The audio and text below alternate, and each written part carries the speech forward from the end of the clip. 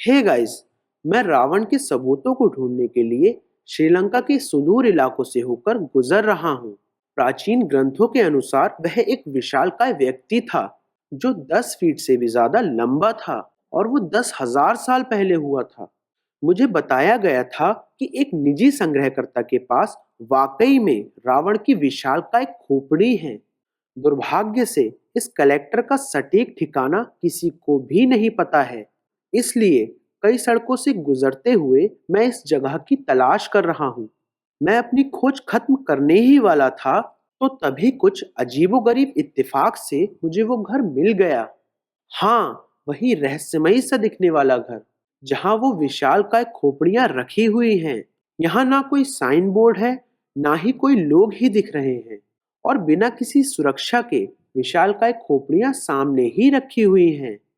मैं काफी रोमांचित हूँ, क्योंकि मैंने ये खोपड़ियाँ देखी और मैं इस घर में जाने से खुद को रोक नहीं पा रहा हूँ।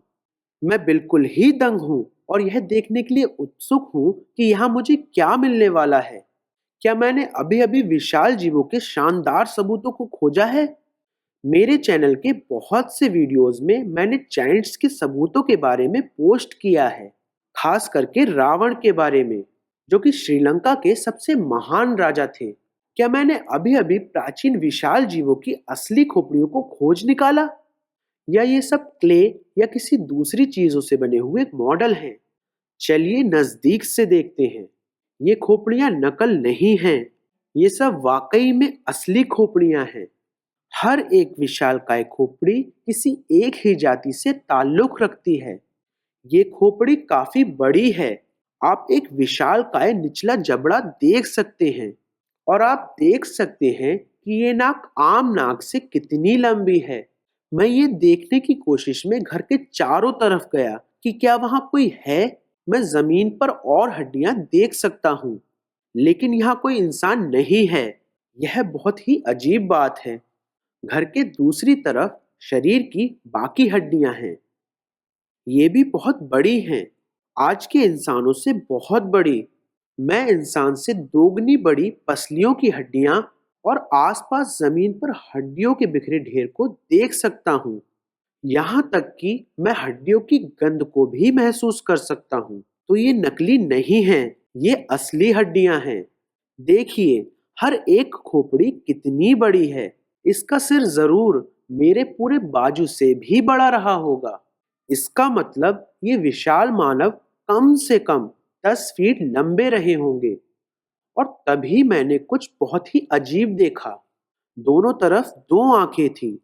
मेरा मतलब मैं छेद देख सकता हूँ, आंखों का छेद।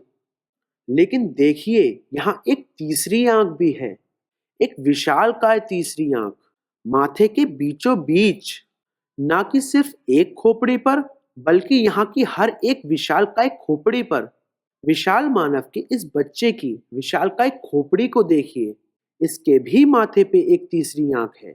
आज भी कुछ लोग यह मानते हैं कि तीसरी आंख पिनियल ग्रंथि को दर्शाती है, और सभी इंसानों के पास तपस्या से और अलग तरीकों से इस तीसरी आंख को जागृत करने की शक्ति होती है।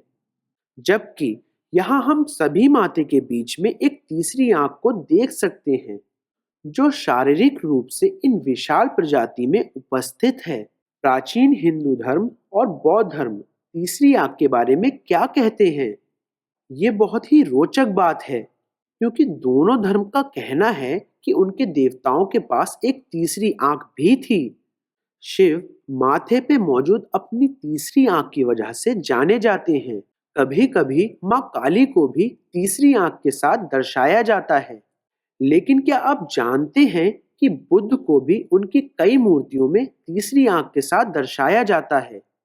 बल्कि दुनिया भर की कई सभ्यताओं में कहा गया है कि उनके सभी देवताओं की तीसरी आंख थी। मेसो अमेरिकन देवताओं की भी तीसरी आंख थी। मिस्र के देवताओं की भी, होरस की आंख, रा की आंख के बारे में भी कहा गया है। यहाँ तक कि डॉलर के नोटों पर भी ये आंख का चिन्ह है। ये सारी बातें एक प्राचीन सभ्यता की ओर इशारा करती हैं, जहां कभी विशाल मानव हुआ करते थे। पश्चिम में उन्हें नेफिलिम के नाम से जाना जाता है। लेकिन श्रीलंका का क्या? क्या यहाँ प्राचीन काल के विशाल मानवों के सबूत हैं? हाँ, यहाँ की एक पहाड़ की रहस्यमयी चोटी पे विशाल मानवों के पुख्ता सबूत हैं। ये जगह अविश्वसनीय है। नहीं, ये सिगिरिया नहीं है। यह रावण का महल भी नहीं है। यह एक अलग जगह है जिसे श्रीपदा के नाम से जाना जाता है, जिसका अर्थ होता है पवित्र पैरों की छाप। इस पहाड़ की चोटी पर एक मंदिर है जहां कैमरा ले जाना मना है। मंदिर के गर्भ में एक विशाल पैर की छाप है जिसे सन्यासियों और भारी सुरक्षा के द्वारा सुरक्षित रखा जाता है। सभी श्रीलंकन लोग इस बात को मानते हैं कि यह प्राचीन काल की वास्तविक पैरों की छाप है। बौद्धों का कहना है कि यह भगवान बुद्ध के पैरों की छाप है। यूरोपियन इसे एडम की चोटी कहते हैं। वे लोग मानते हैं कि ये एडम के पैरों की छाप है। लेकिन हिंदुओं का इस बारे में क्या कहना है? हिंदुओं का कहना है कि यह स्वयं भगवान शिव के पैरों की छाप है।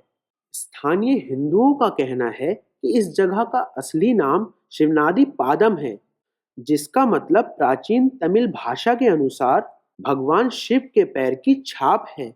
और उन लोगों का कहना है कि इतिहास के इस हिस्से को श्रीलंका से धीरे धीरे मिटाया जा रहा है।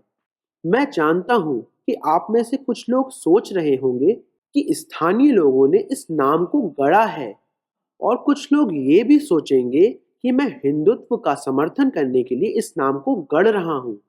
लेकिन मैंने कुछ पुरानी तस्वीरों को ढूंढा और मुझे एहसास हुआ कि हाँ, सिर्फ 10 सालों पहले यहाँ साइन बोर्ड हुआ करता था जिसके अनुसार यह जगह शिवनादी पादम के नाम से जानी जाती थी, या तमिल में भगवान शिव के पैरों की छाप का स्थान।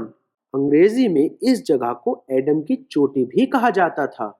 लेकिन हाल ही में नए साइन बोर्ड लगा दिए गए हैं जिसमें बाकी के सारे नामों को हटा दिया गया है, और अब ये स्थान सिर्फ बुद्ध के पैरों की छाप के स्थान के तौर पर जाना जाने लगा है। मेरा मतलब है कि ये बेहद ही गलत है, क्योंकि ये लोग ऐतिहासिक नामों को हटा रहे हैं जो हजारों सालों से अस्तित्व में हैं। इस पहाड़ का असली नाम सिवनोली पदा मलई था, जिसका मतलब होता है भगवान शिव के पैरों की छाप के कारण जगमगाने वाला पहाड़। क्योंकि स्थानीय लोगों का कहना है कि शिव को समर्पित पवित्र जड़ी बूटियों के कारण एक दिव्य रोशनी हर रात इस पहाड़ पे दिखाई पड़ती है। अब या तो ये विशालकाय पैरों की छाप भगवान शिव या भगवान बुद्ध या किन्हीं और से संबंधित है। मैं आशा करता हूँ कि ये लोग प्राचीन तमिल नामों को भी वापस से अपनाएंगे और उन्हें भी अन्य नामों के साथ रखेंगे।